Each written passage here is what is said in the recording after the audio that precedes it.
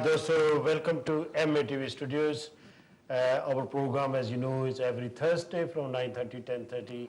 It is live program. It is coming on Sky Channel 793, which obviously you're watching, and also it is coming live on Facebook, YouTube, Instagram, Twitter, and of course on online, which is www.matvchannel.com. And different किस्म के programme हम देते हैं, कभी पंजाबी में होता है, हिंदी में होता है, तो उर्दू में, अंग्रेज़ी में भी हो सकता है। तो ऐसे प्रोग्राम हम यहाँ देते हैं। पॉलिटिकल हो सकते हैं, संगीत के बारे में हो सकते हैं, शायरी हो सकती है, बहुत कुछ हो सकता है। लेकिन आज का जो प्रोग्राम बड़ा दिलचस्प प्रोग्राम है। I am sure you and many people they are very much interested in cinema, Indian cinema. उसके बारे में हम बातचीत करेंगे। हमारे पास दो मेहमान हैं जो इस विषय पर बड़ी अच्छी तरह से डूंघाई से बात कर सकते हैं, और एक है अजीत राय जी।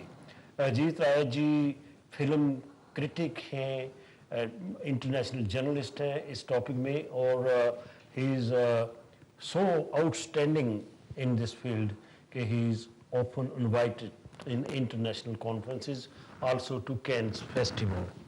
तो अजीत राय, a member of Media Committee International Film Festival of Goa, or India's Goa in 2010, and he and selection jury cinema of the World International Competition and Indian Panorama in 2014 and 15. Is one of the leading film critic and cultural journalist of India with wide and vast experience of more than 25 years. इनका पहले welcome कर लें और इनका तारफ़ मैं और भी करवाता हूँ। अजीत राय जी, हमारे स्टूडियो में आपका स्वागत है, खैर मक़दम है। शुक्रिया, मेहरबानी। तो दूसरे हमारे मेहमान हैं, जाने पहचाने हैं, तेजेंद्र शर्मा जी। आप जानते हैं कि बहुत बढ़िया शायर हैं, स्टोरी टेलर हैं, बहुत ज़ुबानों में लिखते हैं, हिंदी में, पंजाबी में, अंग्रेज़ी में भी लिखते होंगे, इनको पूछ लेते हैं, और बहुत कुछ करते हैं। ख़ासकर कथा यूके जो इनकी संस्था है, उसके क्वाइट ऑफ्टन प्रोग्राम होते रहते हैं, और जाने पहचाने जहाँ भी और इंडिया में इनकी जो स्टेटस है साहित्य के क्षेत्र में, हिंदी में, is very very high, and I am pleased and I got pleasure that I am his friend and I must welcome him now in the studio. Tejendra Sharma ji, स्वागत, खैर मक़दम। शुक्रिया साथी जी, और सारे देखने वालों को, श्रोताओं को तेजेंद्र शर्मा का नमस्कार। और आपको तो मिलते भी रहते हैं हम, और इसके साथ साथ आपकी बहुत मेहरबानी कि आप अजीत राय जैसे जो दोस्त हैं इंडिया से आते हैं, उनके साथ हमारा तारफ़ भी करवा देते हैं, हमारे जो व्यूअर्स हैं वो भी देख लेते हैं। जी जी, certainly, of course। तो आज का जो टॉपिक है सिनेमा के इर्द गिर्द हम रखेंगे जी। और सिनेमा बड़ा एक वास्ट फील्ड है अपने आप में, और दुनिया भर में वास्ट फील्ड है, और India is one of the countries which is producing huge number of films। और इंडिया में भी क्रिटिसिज्म होता है कि ऐसी फिल्में नहीं होनी चाहिए, ऐसी होनी चाहिए, लेकिन कुछ फिल्में ऐसी भी हैं जो बहुत ही बढ़िया और इंटरनेशनल स्टेटस में हैं। लेकिन अफसोस इस बात का होता है कि इंटरनेशनल अवार्ड्स के फील्ड में इंडिया कभी सामने नहीं आता, ऑस्कर अवार्ड जो होते हैं। डू यू थिंक, क्योंकि आपका तो बहुत ज़्यादा एक्सपीरियंस है, 25 years का जर्नलिज्म का एक्सपीरियंस है, क्रिटिक हैं आप, do you think we have any film which can stand up to the international level?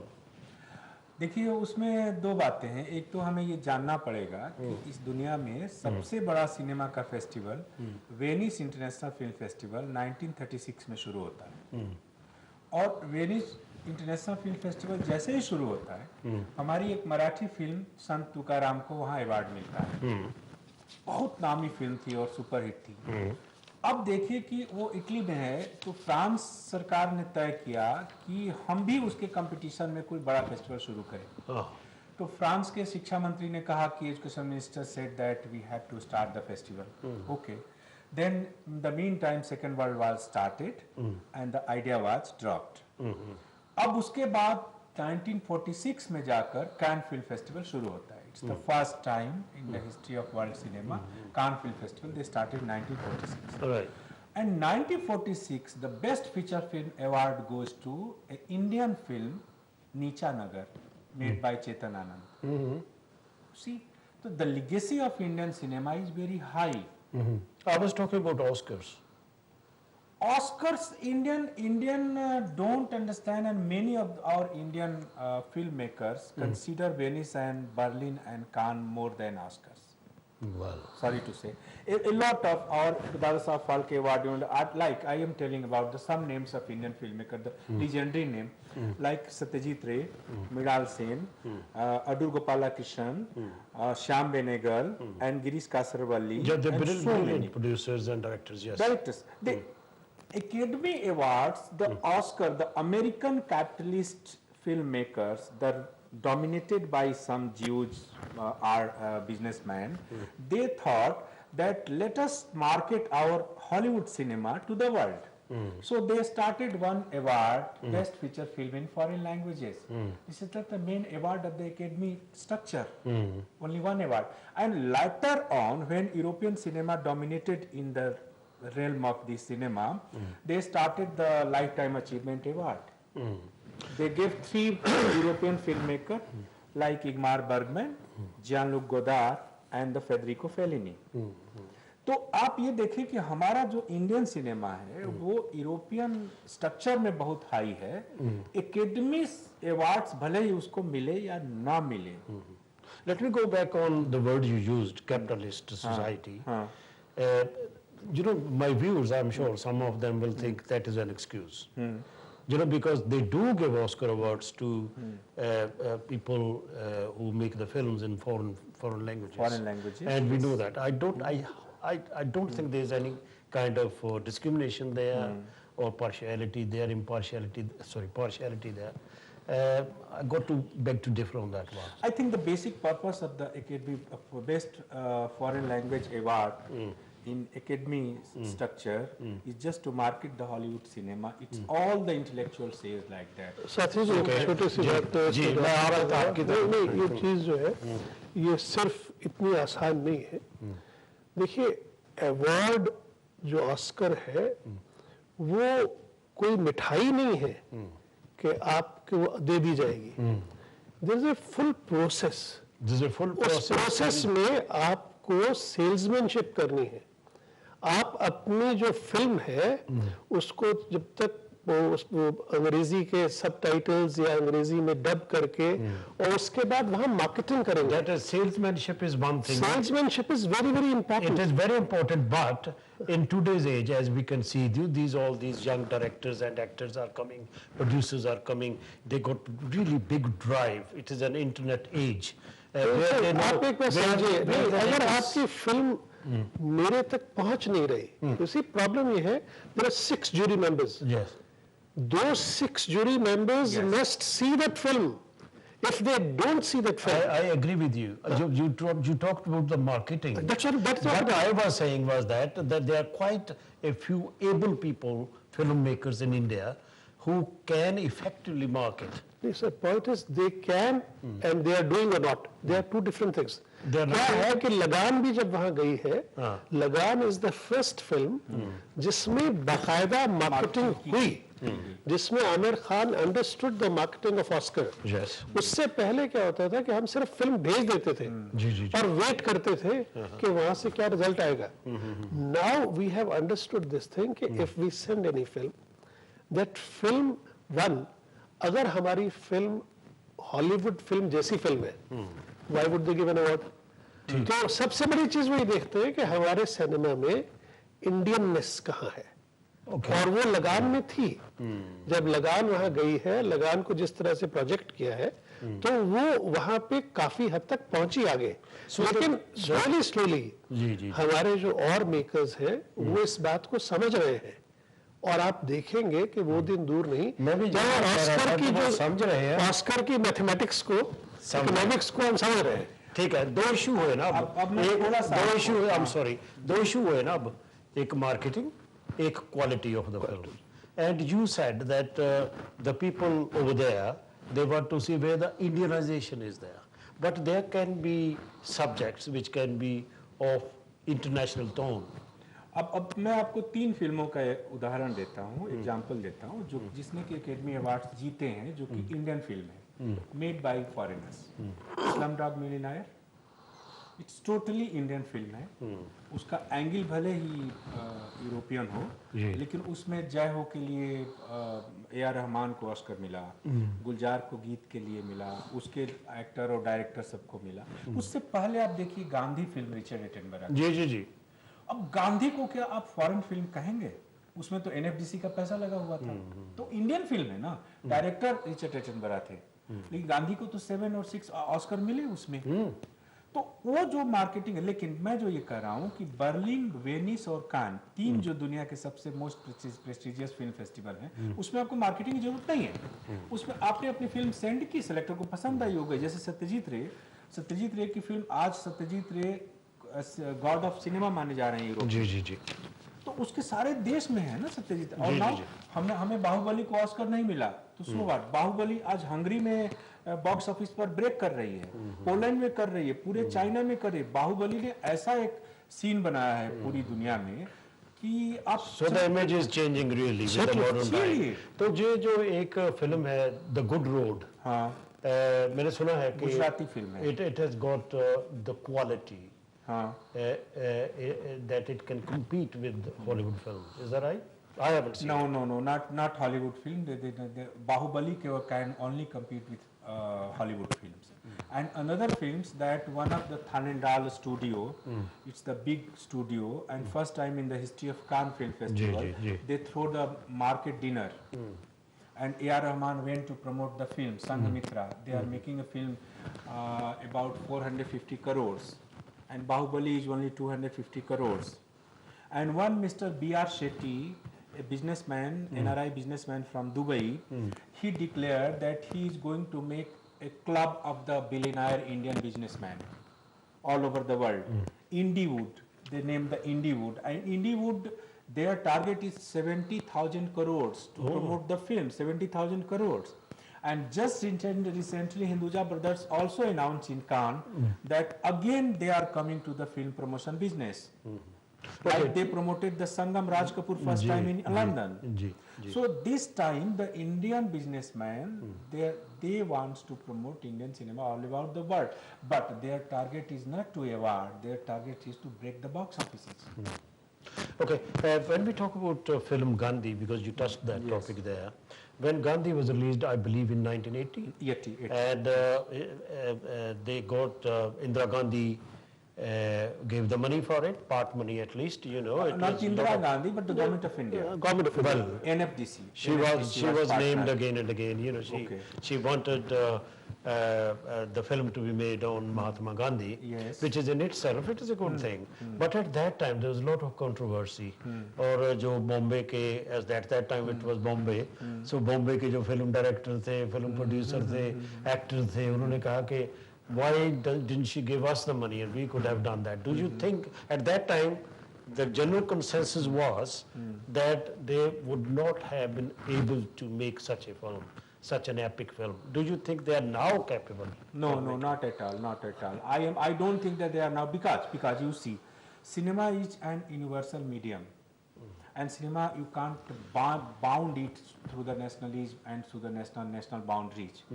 I think that in India, due to certain specific cultural regions, the filmmakers are not exactly 100% free to make a film like Europe is making.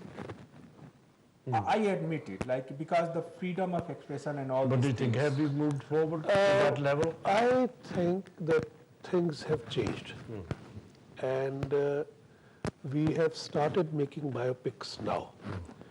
Earlier it used to be that we were always so much under the influence of the greatness of the personality कि हम लोग पूजा कर रहे थे गांधी जी की. अब गांधी जी की पूजा कर रहे हैं तो उन पे फिल्म कैसे बनाएंगे? फिल्म बनाने के लिए हमें गांधी जी को हार्ड मास का बनाना है. और हम ज्यादा से ज्यादा क्या करते थे कि शक्ल गांधी जी जैसे लगे, शक्ल नेहरू जैसी लगे, शक्ल सुभाष चंद्र बोस जैसी लगे. लेकिन फिल्म बनाना जो है वो सिर्फ कैरेक्टर दिखाना नहीं है. फिल्म का एक कॉन्सेप्ट है, और फिल्म में आप एक कहानी जो कह रहे हैं, अगर वो कहानी ठीक से हैंडल नहीं होती, और विजुअल विजुअल ट्रांसफॉर्मेशन है ना, उसमें ट्रांसलेशन होनी चाहिए। वो जरूरी है। और दूसरी बात ये है कि डायरेक्टर जो है जब तक वो फिल्म को नहीं समझेगा, हमारे तो देखिए सबसे बड़ी दिक्कत क्या है, माइथोलॉजिकल फिल्म बनाने वाले सब सी ग्रेड फिल्म मेकर्स, ये बायोपिक्स बनाने वाले, आपने कभी सुना है राज कपूर ने बनाई हो या देवानंद ने बनाई हो या बी आर चोपड़ा ने बायोपिक बनाई? नहीं, किसी ने नहीं बनाई। अगर हमारे बड़े फिल्म मेकर्स कोशिश करते और अगर उन्होंने उसको उठाया होता तो शायद कुछ ऐसा होता, लेकिन बड़े फिल्म मेकर्स ने ये कभी ट्राई नहीं किया, शायद एबिलिटी उनको पता था कि कहाँ खड़े हैं। Am I right in saying that? No, I am telling the another thing. I believe that still the best talent of India is not in the filmmaking now. Still, the best talent of India is in information technology, in business, in other field, space science, and all. But because due to the social taboos, people don't respect the cinema. They consider most of the Indian rural area and people. Our rural population of India, like 80% of people. Now this is changing, but cinema is essential everywhere. They stop their children to watch cinema. So cinema is first recognized as independent art by MoMA, Museum of Modern Art, Newark. It's very late. So the social taboos are. जो वैसे एक बात और भी हमें recognise करनी चाहिए, we should be self congratulatory also कि 1931 में पहली दफा टॉकिंग फिल्म बनी थी। 1913 में वो साइलेंट फिल्म शुरू की थी फाल्के ने, और फिर 1931 से और आज तक आके nearly 100 years, you know, we have progressed quite a lot. और I tell you, some of the art films, they are so brilliant. Brilliant. I admit. Sir मैं आर्ट फिल्म शब्द नहीं इस्तेमाल करता, लेकिन हमारे यहाँ एक इरा है 50s का और 60s का जिसमें ब्रिलियंट फिल्म्स बनी है। वो फिल्म्स अच्छी थी, मतलब उनको ये कह के नहीं बनाया गया था कि ये आर्ट फिल्म नहीं, वो तो कैटेगरी होगी ना। हमें एक पीरियड था जब गुरुदत्त प्यासा बना रहे थे, कागज के फूल बना रहे थे, साहब बीवी और गुलाम बना रहे थे, राज कपूर आवारा बना रहे थे, 420 जागते रहो बना रहे थे, तो ये देवानंद भी बना रहे थे, उन्होंने गाइड बनाई, उससे पहले हम दोनों बनाई, तो काला बाजार बनाई, बहुत कुछ हुआ। तो एक B R Chopra Hindi cinema के पहले पढ़े लिखे डायरेक्टर थे जो MA थे अंग्रेजी में और जिन्होंने जर्नलिस्ट में डिप्लोमा किया हुआ था। तो आप बी आर चोपड़ा की जितनी फिल्में देखेंगे thematically they are the strongest. जो आपका थीम सॉन्ग है साथी हाथ बढ़ाना, वो भी बी आर चोपड़ा की फिल्म है। बिल्कुल याद और जी बिल्कुल है जी। तो साहिर लुधियानवी के बोल साहिर लुधियानवी के बोले। अब चोपड़ा जी ने कानून बनाई जो बिना गाने की पहली हिंदी फिल्म थी, उसमें कोई गाना नहीं था। तो चोपड़ा जी ने धूल का फूल बनाई जो अनवेड मदर की पहली फिल्म थी। जी। तो चोपड़ा जी ने निकाह बनाई, निकाह में जो ट्रिपल तलाक की बात है उसको उन्होंने कब डिस्कस किया? जब सलमा आगा के साथ फिल्म बनाई। बिल्कुल। तो मैं ये कह रहा हूँ कि हमारे यहाँ एक पीरियड था जिसमें अच्छी फिल्में बनती थी। मैं आर्ट फिल्म के एज सच फेवर में नहीं हूँ, क्योंकि आर्ट मैं नहीं हूँ। उसका रीजन है आर्ट फिल्म का एम जो है लोगों तक पहुंचना नहीं है। Art film is a drawing room film जहां जो क्रिटिक्स देखते हैं, मेकर्स बैठते हैं, खाते पीते हैं, सरकार का NFDC का पैसा खर्च करते हैं और उसके बाद तालियां बजा के चले जाते हैं। वो फिल्म लोगों तक कभी नहीं पहुंची। आपने 27 डाउन नहीं देखी, बल्कि आप तक पहुंची नहीं। Will you call it a philosophical approach actually in the films? When we talk about cinema is a public approach medium. Cinema must reach masses. Cinema must move masses. That is why when we talk about cinema, the basic concept is that it is not a drawing room reading literature.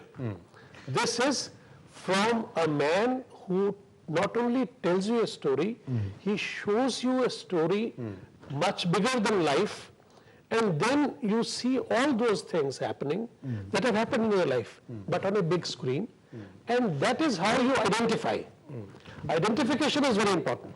जो मसाला film जिसे कहते हैं, बॉलीवुड की जो मसाला film है, they are made with the view that it will go to the masses. Masses means that people who are rickshawalas and whatnot. It is that approach. But there's always a section of society, they want something very serious. वो उसकी शुरुआत हमारे यहाँ बहुत पहले नीचा नगर उसी तरह की फिल्म थी जो कमर्शियली भी सक्सेस रही। उसमें कुछ फिल्में ऐसी थी जो कमर्शियली भी सक्सेस है। महेश भट्ट की जो सारांश थी वो एक अलग तरह की फिल्म थी, कमर्शियली सुपर हिट रही। उसके अलावा अर्थ थी रोहित निगरानी की।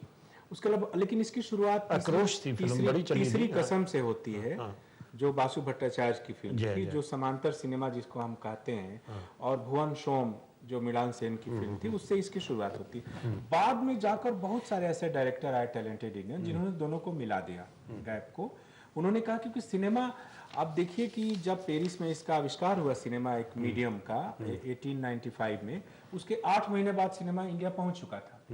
पहला शो मुंबई के काला घोड़ा के वाटसन होटल में हुआ लुमियर्स ब्रदर्स की फिल्म का, और उसमें 1 रुपये का टिकट लगा था। यानी कि पहला शो जो इंडिया में सिनेमा का हुआ उस मुफ्त में नहीं था, वो चैरिटी नहीं था, 1 रुपये का टिकट था। यानी कि पैसा और सिनेमा में चोली रामन का रिश्ता था शुरू से ही। और फ्रांस में जो दूसरा बड़ा फिल्म मेकर हुआ लुमियर्स ब्रदर के बाद, वो जॉर्ज मेल्यू, तो जादूगर था। और जादूगर था, उसने कहा कि हम ट्रिप टू द मून बनाया कि हम ज्यादा पैसा कमाएंगे। ये बात ठीक है, लेकिन यूरोपीय सिनेमा थोड़ा सा इंटेलेक्चुअल डीप वो सब गया, क्योंकि वो एकेडमिक स्टडीज में भी गया। तो वो लोगों ने, लेकिन हमारे यहाँ हिंदुस्तान में वो सपोर्ट सिस्टम नहीं था सोसाइटी में, क्योंकि हम एक निरक्षर समाज थे, गरीब समाज थे। और आप इसको देखो, हमारे प्रधानमंत्री नरेंद्र मोदी ने कहा पिछले दिनों कि जितने पैसे में हॉलीवुड मंगल ग्रह पर जाने वाली एक फिल्म बनाता है, उतने पैसे में हम मंगल ग्रह पर सैटेलाइट भेज देते हैं। इकोनॉमिक रेंज देखिए ना, स्टीवन स्पीलबर्ग जो दुनिया का सबसे अमीर फिल्म मेकर है, वो कितने पैसे में बनाता है और कैसा बॉक्स ऑफिस पर रिटर्न देता है। हमारे यहाँ नहीं है। आप देखिए कि वर्ल्ड सिनेमा में हमारा इंडियन सिनेमा, भले ही हम 1200 फिल्में सबसे ज्यादा बनाते हो, लेकिन रेवेन्यू वाइज हम 0.5% ओनली है रेवेन्यू हमारा है। अब ये चेंज हो रहा है। इसके अब दूसरे का क्या था कि जो हॉलीवुड सिनेमा हमारे इंडिया में सक्सेसफुल कभी नहीं रहा। दुनिया भर में हॉलीवुड ने कैप्चर कर दिया, चाइना में कर दिया, सब जगह कर दिया। हमारे यहाँ 95% जो रेवेन्यू है वो इंडियन सिनेमा के पास है, 5%। लेकिन अब वो चेंज हो रहा है। फिक्की की नई रिपोर्ट है कि अब 18% हॉलीवुड का शेयर हो गया है मार्केट में वहाँ इंडिया में। और हॉलीवुड जिस तरह से उनके 4 स्टूडियोज ने डिस्ट्रीब्यूशन पर मोनोपोली कायम की है, तो आगे तो इंडियन सिनेमा मुश्किल ही हो जाएगा इंडिया में। So it is good money generated area. Sir एक बात तो देखिए शुरू से है, सिनेमा को अगर हमें समझना है, cinema is an expensive business. It is in itself. Film बनाने में पैसे लगते हैं बहुत, और ये दान पुण्य का काम नहीं है। नहीं। तो जिस आदमी के पैसे लगे हैं, अगर वो वापस नहीं आ रहे, तो it's not a one way process. क्या पैसे नहीं, तो जिन लोगों को एनएफडीसी से पैसा मिलता था, जेब से कुछ खर्च नहीं होता था, वो कुछ भी बना देते थे। जो लेकिन और इट्स वेरी एक्सपेंसिस बिजनेस। और मुझे देखो, एक दिन सारा दिन शूटिंग होती है। That's what I read anyway, and Ajit Rai is the best person to point it out. कि सारा दिन शूटिंग होती है, उसमें से शायद 10-15 मिनट ही वो यूज करें। 2 सीन अगर हो जाए ना एक दिन में, अगर एक दिन में 2 सीन पूरे हो जाए, तो अब तो खैर काफी कुछ डिजिटल हो गया है। जब 35 mm का रोल होता था, एक रीटेक पे कितना रोल खर्च होता था, आप ये सोचिए। तो ये अब हमने महेश भट्ट से पूछा था, अब पुरवाई के लिए हमने इंटरव्यू किया था। हमने उससे पूछा कि महेश जी, आपके पास जगदम्बा प्रसाद दीक्षित जैसे, Can I stop you? We got the break. Time goes very fast. So दोस्तों, आज हम बातचीत कर रहे हैं, अजीत राय हैं, फिल्म क्रिटिक हैं, इंटरनेशनल जर्नलिस्ट हैं इस फील्ड में, और हमारे दोस्त तेजेंद्र शर्मा जी हैं, पुरवई जे मैगजीन है, इसके एडिटर हैं, बहुत काम करते हैं। इनके साथ बड़ी दिलचस्प बातचीत हो रही है about Indian cinema and world cinema in general. थोड़ी सी break.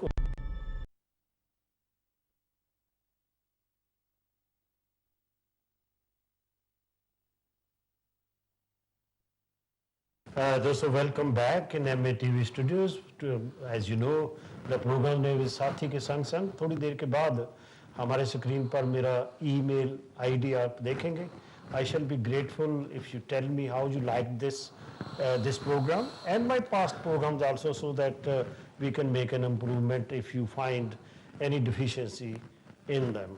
I got two guests here, और एक है अजीत राय जी. He is a film critic हैं, international journalist हैं, and Haryana International Film Festival, Mahatma Gandhi International Film Festival, वारदा Maharashtra, and Sardar Patel International Film Festival Patiala, और पंजाबी आ गई ना बात, और फरीदाबाद इंटरनेशनल फिल्म फेस्टिवल और media international film festival Kurukshetra and Raipur international film festival.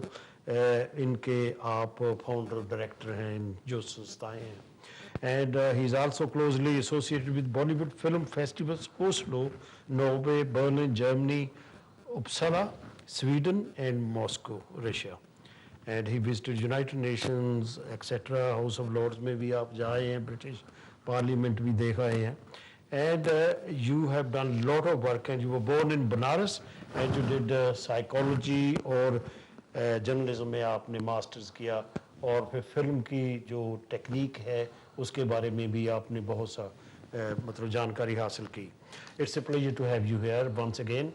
And हमारे जितेंद्र शर्मा जी जितेंद्र शर्मा जी जुगरांव है पंजाब में, और लुधियाने के नज़दीक है, और लंदन से तो बहुत नज़दीक है. वहाँ आप पैदा हुए और इस देश में आए 1998 में, और हमारे लिए फ्रेश ही है जे. तो आपने अंग्रेजी में एमए की, लेकिन लिखते आप हिंदी में हैं. बहुत से कहानी संग्रह आपके छप चुके हैं. गौरतलब कहानियाँ आपने भी ये एक कहाँ किस साल में छपी? 2017 वो आपका लेटेस्ट है. हाँ, आपकी अपनी कहानी है इसमें, क्योंकि आप संपादना भी काफी करते हैं ना. गौरतलब मतलब इन पे गौर किया जाए. हाँ जी, हाँ जी. हाँ, मेरा मतलब है कि वो तो आपकी है, लेकिन आप वो क्या एडिट भी करते हैं हमारे जैसे जो है आप बुक्स में आगे आपने लिखा. बहुत लंबी चौड़ी लिस्ट है. और दीवार में रास्ता आपकी एक किताब है, कब्र का मुनाफा, और सीधी रेखा की परतें, बेघर आंखें, ये क्या हो गया. और आपने पंजाबी में भी लिखा है कि टिबरी टाइट, पंजाबी में टिबरी टाइट हो गया. टिपिकल वो जुगराओं का है ये. एंड तो आप ग्रेट प्रॉफिट्स इंग्लिश में लिखी है आपने. कल फेर आवी, बड़ा अच्छा शब्द है, कल फेर आवी पंजाबी च, और ईटों का जंगल उर्दू में, और पासपोर्ट का रंग हरू नेपाली में. तो ट्रांसलेटेड है, जो शॉर्ट स्टोरी है बिन ट्रांसलेटेड इन गुजराती, मराठी, अंग्रेजी और उड़िया. मुबारक हो. एंड बहुत आपकी अचीवमेंट है. और ये जो पेपर है आप निकाल रहे हैं, मुझे बहुत अच्छा लगता है. इसमें आपकी जो चोन है लोगों की, it doesn't matter if you reject mine, but you are the editor, and it is in your hand whether you publish something or not, and you got to give the variety of that. तो हम बात करते हैं पंजाब की, क्योंकि पंजाब की बात चली है. जब पंजाबी फिल्में हम देखते हैं, चन्न परदेसी was one of the best films in my view. और एक तो उसमें जो एक्टर थे, राज बब्बर थे, ओमपुरी थे, इन लोगों ने इतनी अच्छी एक्टिंग की. और खालिस पंजाबी जो बोली जाती है डिस्ट्रिक्ट लुधियाना और उसके आसपास की जो पंजाबी थी, खूब थी. वो कहानी भी अपने आप में अच्छी थी. कुछ फ्लॉज भी होते हैं, लेकिन उसके बाद पंजाबी की जो फिल्में हैं उसमें कुछ ड्रॉबैक आ गई, कुछ ऐसी अच्छी फिल्में बने नहीं. खास तौर पर कुछ लोग ऐसी भी कोशिश करते हैं जो फिल्में बनाते हैं पंजाबी, कि जो एक हासा मजाक ज्यादा होता है और चीप किस्म का होता है. जैसे जो पंजाबी लोग इंटेलिजेंट तो है ही नहीं, है नहीं. तो do you find it has changed now? Now it's completely changed. That one brilliant and genius filmmaker, the name of filmmaker is Gurvinder Singh, graduated from FTII Pune, and he was a great, he trained by Manikaul, and he made one film, Anna Ghode Da Daan. हाँ, अन्य घोड़े दा दान. Actually Gurdayal Singh थे. Gurdial Singh, the Gyanpith laureate, and story. And again he made one film. The title in Punjabi is Chauthi Koot, means fourth direction. And Varyam Singh Sandhu's true story. Yes. He made it, and the film selected in Cannes Film Festival main section. That's wonderful. And this Gurvinder Singh changed the total tradition of Punjabi filmmaking in India. And Gurvinder Singh, I watched the film premiere show in Cannes 2-3 years back, and I surprised that whole audience in the Debussy Theatre was clapping about the film. what the brilliant film he made after the death of the assassination of the Indira Gandhi and the Swarn Mandir incident. ਜੇ ਅੰਨੇ ਘੋੜੇ ਦਾ ਦਾਨ ਪੰਜਾਬੀ ਵਿੱਚ ਉਹਨਾਂ ਦਾ novel ਸੀ Gurdial Singh unfortunately last year he died and I had the privilege to welcome him in my house in London and वो आए थे जहाँ 1980 में बहुत ही बढ़िया इंसान थे और उनके जितने भी नावल लिखे हैं खूब सुन लिखे हैं परसा उनका फिर आपने मणि दा दीवा उन पर फिल्म हाँ मणि दा दीवा हाँ और उसकी कई चीजें हैं लेकिन गुरविंदर सिंह ने पूरे पंजाबी सिनेमा को टर्न कर दिया है क्वालिटी सिनेमा में। तो बलराम संधू की आपने बात की है उनकी दो वो टोरंटो में रहते हैं अब तो मिलता रहता हूँ अभी मिलूंगा मैं उनको जाके उनकी कहानियां चौथी कूट जो उसने बनाई आप जरूर देखिए। उसके बाद अनुराग सिंह ने एक फिल्म बनाई पंजाब 1984 और उसने बहुत बड़े लीजेंड एक्टर को लिया पवन मल्होत्रा को लिया लीड रोल में और ये दलजीत दोसांझ पवन मल्होत्रा और ये सब इतने दलजीत जो दोसांझ को उड़ता अनुराग ने लिया मिला हूं मैं उससे।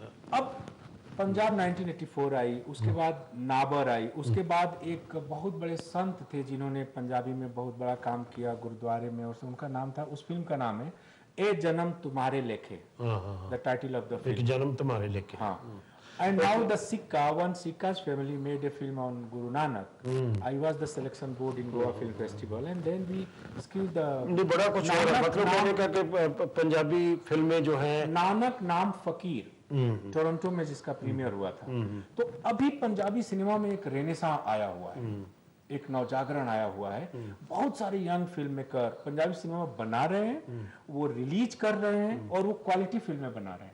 वेरी गुड एक्चुअली मैं पंजाबी सिनेमा दी पुरानियां फिल्मां ने मैं ਉਹਨਾਂ ਦਾ ਵੀ ਮੁਰੀਦ ਰਿਹਾ ਮੇਰੇ ਹਿਸਾਬ ਨਾਲ ਪੰਜਾਬੀ ਦੀ ਪੁਰਾਣੀਆਂ ਫਿਲਮਾਂ ਚੋਂ ਸਭ ਤੋਂ ਅੱਛੀ ਫਿਲਮ ਸੀ ਸਤਲੁਜ ਦੇ ਕੰਢੇ। ਸਤਲੁਜ ਦੇ ਕੰਢੇ ਦਾ ਹੀਰੋ ਵਾਸ ਬਲਰਾਜ ਸਾਨੀ अच्छा heroine was Nishi and hero the young hero was Ravinder Kapoor. Satluj the Kande was one of the most polished films of its time. all right And with Balraj Sahni playing the pivotal role, वो बहुत कमाल की film बनी। Okay क्योंकि जो पंजाब है I am sorry I interrupted Punjab जो है ना इसकी एक ट्रेजेडी भी तो है ना कि पंजाबी ज्यादा पंजाबी पंजाब से हिंदुस्तान का जो पंजाब है उससे ज्यादा पंजाबी पाकिस्तान में रहते हैं और पाकिस्तान में पंजाबी की बहुत बढ़िया फिल्में बनी है अब भी बनती है नहीं इसके बाद भी बनी है और अगर आप देखें तो पन्नालाल महेश्वरी ने एक बहुत अच्छी फिल्म बनाई नानक नाम जहाज है। जी जी हाँ नानक नाम जहाज है was a trendsetter of its own time. That is very true. With Prithviraj Kapoor and Suresh the old actor जिन पे वो गाना पिक्चराइज्ड है सुहानी रात ढल चुकी है तुम कब आओगे he is there Vimmi is there और सुनील दत्त के छोटे भाई जो है वो उसमें थे। तो ऐसा नहीं कि फिल्में अच्छी नहीं बनी फिल्में अच्छी बनी लेकिन होता वही था कि फॉर एवरी 20 बैड फिल्म्स एक अच्छी फिल्म बनती थी। ये पंजाबी में चलो कोई बात नहीं ऐड दूंगा फिल्म दे तो जब हम फिल्म जो पंजाबी के जो एक्टर्स की भी बात करते हैं हम सॉरी पंजाबी के जो एक्टर्स भी बात करते हैं मैं इन सभी को इंटरव्यू किया है गुरदास मान को हरभजन मान को ये सभी लोग जो हैं बहुत अच्छे सिंगर थे लेकिन फिर वो एक्टर बन गए और कई दफ़ा लोग थोड़ा मजाक भी करते हैं कि भाई जब गाना छोड़ दिया तो एक्टर बन गए। पंजाबी में कौन से क्रेडिबल एक्टर्स हैं? दलजीत दोसांझ जो है वो अभी सुपरस्टार है वहाँ का। उसके बाद देखिए पूरा मुंबईया सिनेमा है उसमें 60% पंजाबी डोमिनेंस है। बिल्कुल जैसे हॉलीवुड सिनेमा पूरा है उस पर यहूदियों का डोमिनेंस है जहाँ पंजाबी हमेशा रहे यहाँ पंजाबी हैं तो वो तो ऑलरेडी तो आप हिंदी सिनेमा का कैरेक्टर देखिए तो पूरा का पूरा हिंदी सिनेमा है वो जैसे दिलवाले दुल्हनिया ले जाएंगे मान लीजिए वो बिग माइलस्टोन तो वैसे भी पंजाबी बहुत है हर चीज में पंजाबी में कोई ना कोई गाना भी हो जाता है पंजाबी शादियां पंजाबी को बिगाड़ के उसका हिंदीकरण भी हो रहा है पंजाब सॉरी लेकिन ट्रेजेडी एक थोड़ी सी क्या है कि इतने ग्रेट पंजाबी फिल्म मेकर्स हुए हैं राज कपूर है देवानंद है चोपड़ा है और हीरोज है धर्मेंद्र है प्राण है इन लोगों ने कभी ये नहीं सोचा कि माँ बोली में भी एक फिल्म बना ली जाए। यस यस, ये ये लोग हिंदी में फिल्में बनाते रहे मेन स्ट्रीम के लिए। आपका बहुत अच्छा अगर इन point है। सब लोगों ने एक एक दो दो पंजाबी फिल्में बना दी होती तो हमारा स्टैंडर्ड जो बढ़ पंजाबी गया। फिल्मों का स्टैंडर्ड बढ़ गया होता। अभी ऋषि कपूर ने अभी एक इंटरव्यू में कहा है कि यदि कोई अच्छा डायरेक्टर अच्छी स्क्रिप्ट लेकर मेरे साथ फिल्म बनाए तो मैं मुफ्त में उसका को करने को तैयार पंजाबी में करने को। मुझे एक दफ़ा वो मिले थे अपने, जिसके पीछे वो डेथ हो गई है, मैं भूल गया, उनको मैंने कहा था भी फिल्म जो है पंजाबी में भी कोई काम करो, तो वो कहते हैं हाँ करेंगे, कोई पैसा लगा दे तो हम कर लेंगे, लेकिन बात तो फिर वही हो जाती है ना। तो basically let's come into the poetry now, about the poetry, क्योंकि फिल्मों में जो गाने हैं, हमारे जो म्यूजिकल फिल्म्स हैं, गाने पॉपुलर हो जाते तो फिल्म भी चल जाती है। As it is in the old time it was that was the theory. तो डू यू थिंक कि जो पंजाबी नहीं, जो फिल्मों के जो गाने होते हैं, इसको पोइट्री भी कहा जा सकता है? देखिए, मैं तो ये मानता हूँ कि जो शैलेंद्र है वो हिंदी का सबसे बड़ा कवि है, क्योंकि उसे फिल्मों की सिचुएशन देते हैं, कहानी देते हैं, उसे ट्यून देते हैं और एक्टर देते हैं, वो उसमें लिखता है। अब देखिए, पहली सबसे चीज वो आपको डेफिनेशन देता है कि गीतकार कौन है। वो कहता है काम नए नित गीत बनाना, गीत बना के जहां को सुनाना, कोई ना मिले तो अकेले न गाना। उसके बाद वो आपको देता है डेफिनेशन कि अच्छा गाना क्या है। वो कहता है सबसे मधुर वो गीत जिन्हें हम दर्द के सुर में गाते हैं। फिर आपको जीने की फिलॉसफी देता है कि किसी की मुस्कुराहटों पे हो निसार, किसी का दर्द मिल सके तो ले उधार, किसी के वास्ते हो तेरे दिल में प्यार, जीना उसी का नाम है। और जब गम का अंधेरा घिराए समझो कि सवेरा दूर नहीं। ये आपको शैली की जो वेस्ट विंड है, if winter be here can spring be far behind, वो कह रहा है जब गम का अंधेरा घिरा है समझो कि सवेरा दूर नहीं। और फिर आपको पेसिमिस्ट नहीं बनाता, कहता है आने वाली दुनिया में सबके सर पे ताज होगा, न दुखों की भीड़ होगी न भूखों का। और सिंपल है, सिंपल शब्द है ना, सिंपल शब्द में बड़ी बात कहता है। हाँ, तो जैसे मैंने पहले बात की थी, बाहर हम बात कर रहे थे साहिब लुधियानवी के बारे में। जी जी, ग्रेट, बहुत बड़े पोएट हुए हैं, बहुत बड़े पोएट। और उनकी वो जो जितनी भी उसकी नज़में हैं उस पढ़ के देखो तो उर्दू जो उसमें यूज़ किया है पढ़ने के लिए बहुत मुश्किल है। वो आपको जो रियली उनकी जो लिटरेरी पोएट्री है, जो लिटरेरी पोएट्री है, देन वही जो पोएट है वो साथी हाथ बढ़ाना जैसा भी गाना लिख सकता है, लेकिन उसमें भी डेप्थ है, उसमें भी कुछ मैसेज है उसके लिए।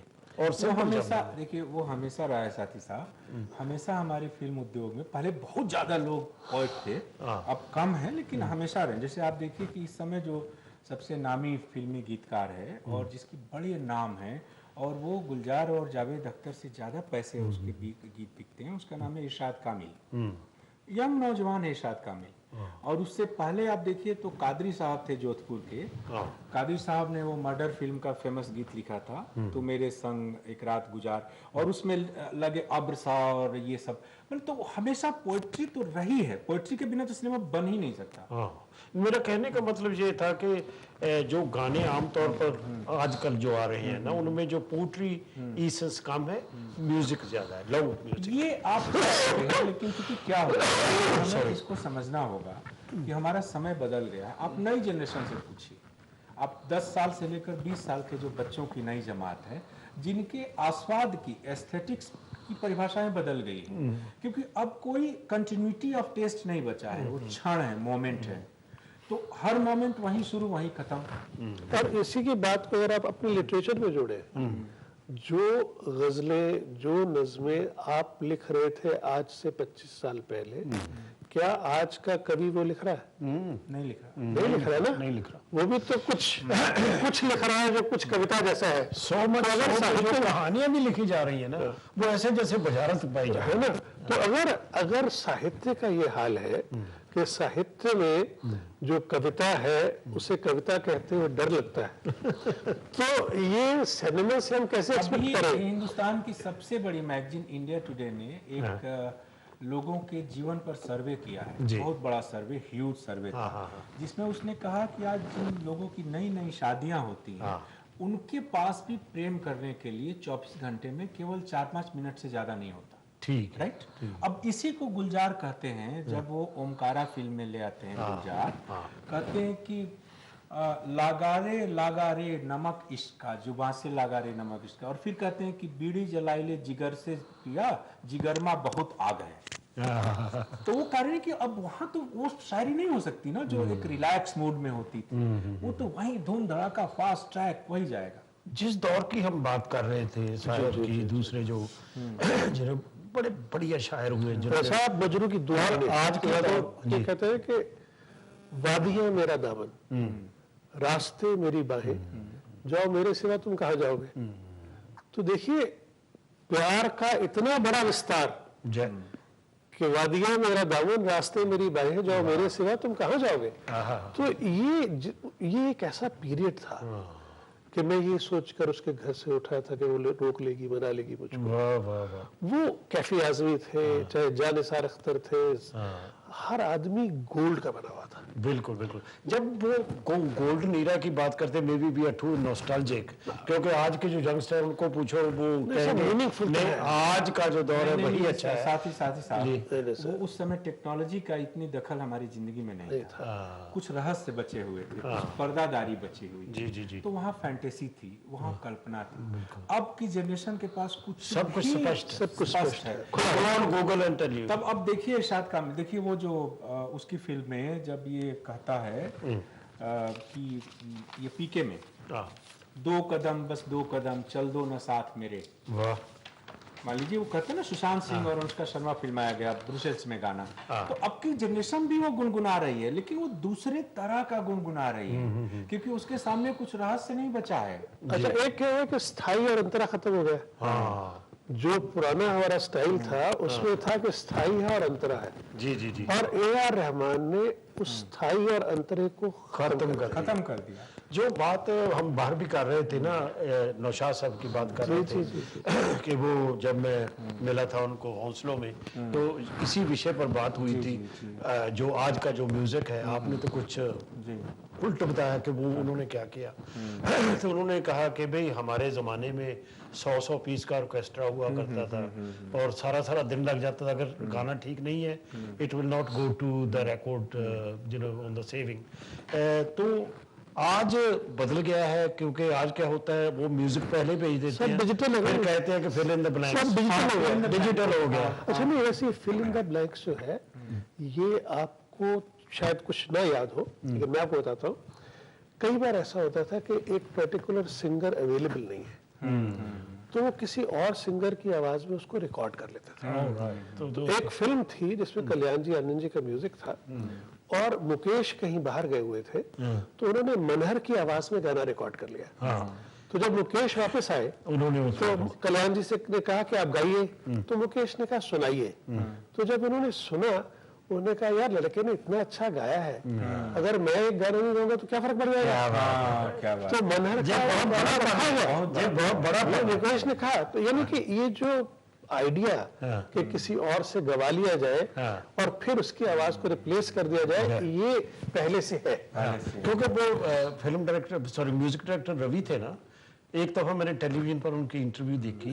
तो जो गाना था ना, दिल चीज क्या है आप मेरी जान लीजिए, वो उन्होंने रिकॉर्ड किया था अपनी जबान में, कैन यू बिलीव इट, अपनी आवाज में रिकॉर्ड किया और फिर उसको आशा भोसले ने गाया मेरे ख्याल में। तो वो तो खयाम का म्यूजिक है, वो रवि का नहीं है, खयाम का है। पता नहीं, वो ऐसी अमराव जान फिल्म, अमराव जान मुजफ्फर अली। तो उन्होंने गाना था जो उन्होंने कहा कि मैंने गाया, फिर उनका कर दिया। ऐसे करते थे, ऐसे मदन मोहन ने किया। मेरी वो उसने खुद गाया और फिर उसके बाद लता सिंह। जी। अच्छा, तो जब हम एक्टरों की बात करते हैं, क्योंकि टाइम हमारे पास कम है, तो मुझे आप जैसे काबिल लोग यहाँ बैठे हैं तो आपसे बात करने का मजा भी आ रहा है। When we talk about actors, maybe I am nostalgic कि वो जमाना हुआ करता था, राज कपूर थे, देवानंद थे, कुलराज सानी थे जिसका मैं बहुत बड़ा फैन था। वो जो दौर है, ऐसे दिलीप कुमार हुए, name it, you know, they were just great. तो ऐसे आज के दौर में कौन से एक्टर आप पॉइंट आउट करेंगे ये भी उनके स्टेटस के लोग हैं? देखिए, स्टेटस तो बाद में बनता है। जब वो थे तब उसी क्योंकि उस मैं फिर कहता हूँ आज हमारे मोबाइल में पूरा आ गया है सब कुछ। उस समय वो अवेलेबल नहीं थे, टेलीविजन नहीं था। दिलीप कुमार जब इमर्ज कर रहे थे तो घर घर में पहुंचे नहीं थे। टेलीविजन की रीच 80s एशियाड के बाद हुई।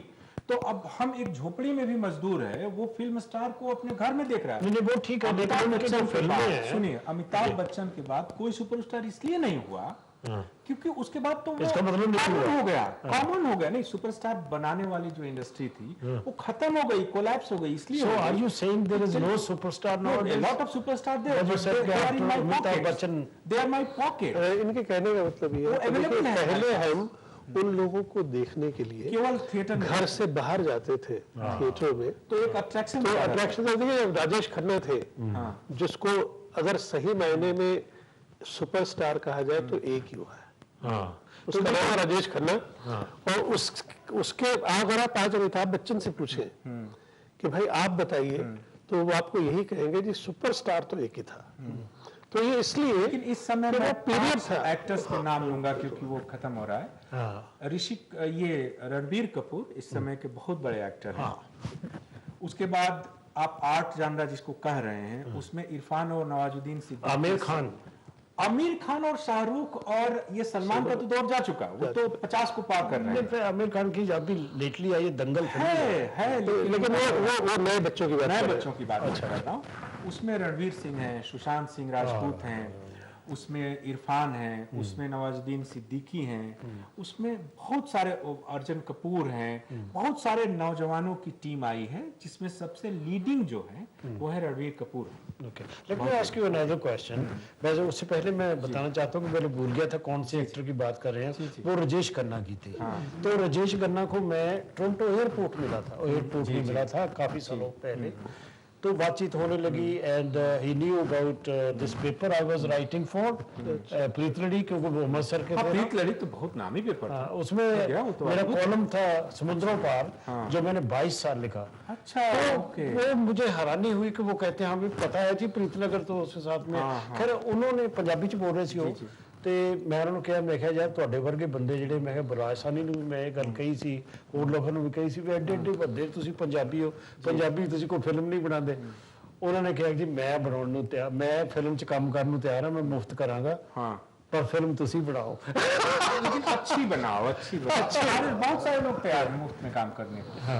धर्मेंद्र भी तैयार है, धर्मेंद्र ने मुझसे कहा, कई लोगों ने कहा, लेकिन एक अच्छे को, जैसे हिंदी जिस लेवल की है उसी तरह जैसे बांग्ला फिल्में अच्छी बनती है ना, मलयालम बनती है।